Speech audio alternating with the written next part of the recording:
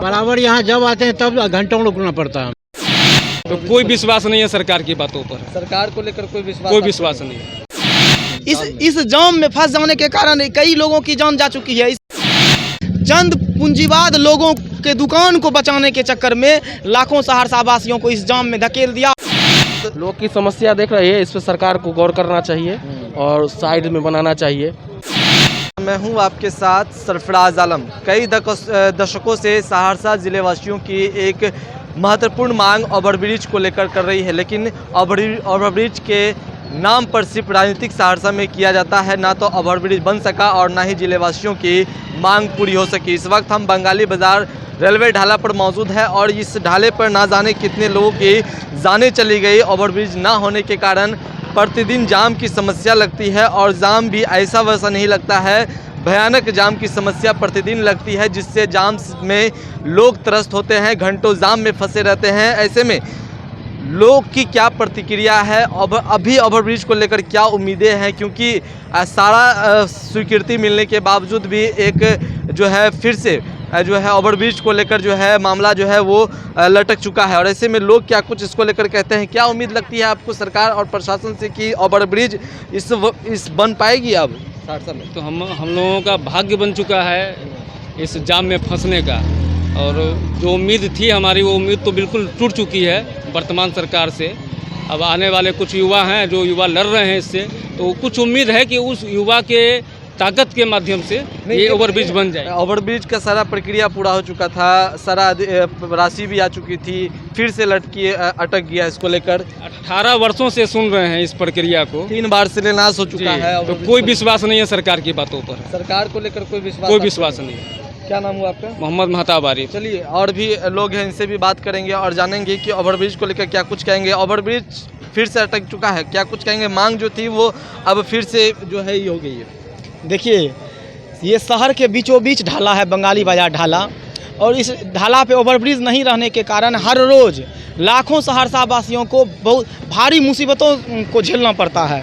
और लगभग 25 सालों से यहाँ ओवरब्रिज का मांग था, और इस बार 25 सालों के बाद बिहार सरकार द्वारा राशि स्वीकृति दी गई, ओवरब्रिज निर्माण को स्वीकृति मिल गई, राशि आवंटित कर दी गई, जमीन अधिग्रहण के लिए टीम तैयार कर दी गई। उसके बाद स्थानीय जो प्रतिनिधि हैं, जो यहाँ से विधायक और खेल मंत्री भी हैं, और वर्तमान यहाँ के जो सांसद साहब हैं, ये सभी आपस में मिल करके चंद पूंजीवाद लोगों के दुकान को बचाने के चक्कर में लाखों सहरसा वासियों को इस जाम में धकेल दिया और ओवरब्रिज निर्माण का बाधक बन बैठे हैं। फिलहाल निर्माण कार्य को रोक दिया गया। कई लोगों की जान जा चुकी है इस ओवरब्रिज में। इस जाम में फंस जाने के कारण कई लोगों की जान जा चुकी है। इस जाम में इमरजेंसी पेशेंट फंस जाता है। आए दिन रेलगाड़ियों की संख्या बढ़ती जा रही है, शहर की आबादी बढ़ती जा रही है, शहर में वाहनों की आबादी बढ़ती जा रही है। जब एम्बुलेंस जाम में फंसता है, उसमें इमरजेंसी पेशेंट रहता है, पेशेंट घंटों फंसे रहने के कारण पेशेंट की जान तक चली जाती है। ये कोई बार बार इस तरह की घटना हो रही है,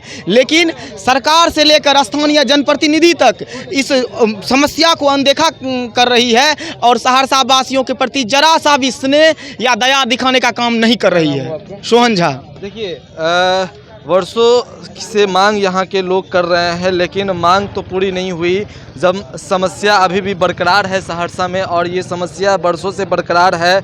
कई दशकों से ओवरब्रिज की मांग जिलेवासी कर रहे हैं, उसके बावजूद भी जो है ओवरब्रिज नहीं बन सका। सारा प्रक्रिया ओवरब्रिज को लेकर पूरी हो चुकी थी, लेकिन फिर क्या मामला हुआ, फिर उसके बाद जो है ओवरब्रिज की प्रक्रिया जो है वो फिर से बंद हो गई और फिर से लोगों को जाम की समस्या से झेलना पड़ रहा है। तस्वीरें आप देख पा रहे होंगे किस तरह से लोगों से भी, और भी लोगों से बात करेंगे। भैया, उम्मीद लगती है सरकार, उम्मीद है आपकी कि ओवरब्रिज सहरसा में बन पाएगी? नहीं बन पाएगी।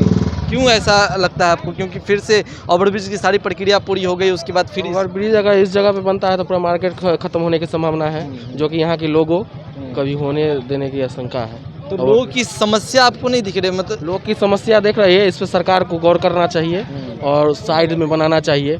मतलब ओवरब्रिज यहाँ नहीं बनना चाहिए? नहीं, थोड़ा सा साइड में बनेगा तो मार्केट भी बचा रहेगा। यहाँ के लोग को एक बात बताइए, यहाँ पर है फाटक गिरती है, घंटों जाम यहाँ है। अब इस जगह से निकलेगा तो मार्केट खत्म होने की संभावना है, वही थोड़ा सा उस जगह से इसे निकाला जाए।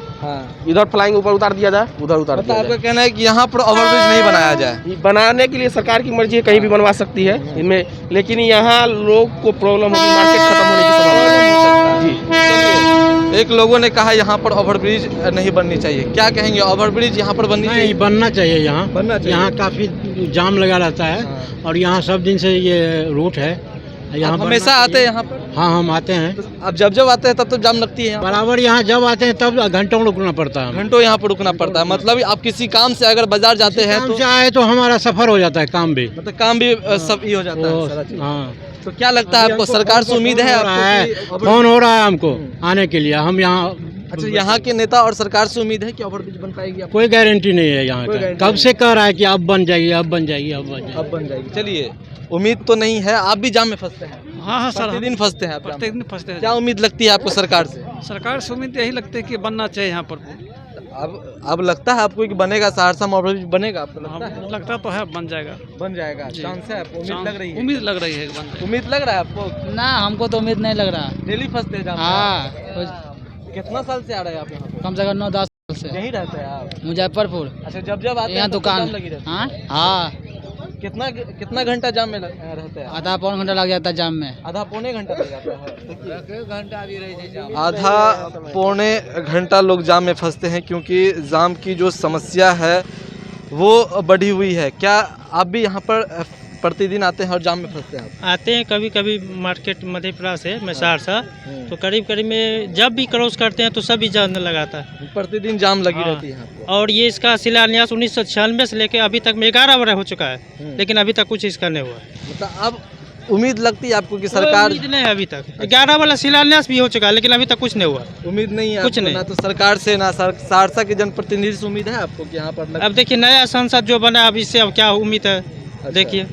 चलिए, उम्मीद तो लगाए हुए है लेकिन पता नहीं क्यों नहीं बन पा रहा है और सालों से ये समस्या बरकरार है और समस्या इतनी बड़ी समस्या है कि कई लोगों की जान इस ओवरब्रिज के कारण जो है, नहीं होने के कारण जो है चली गई है।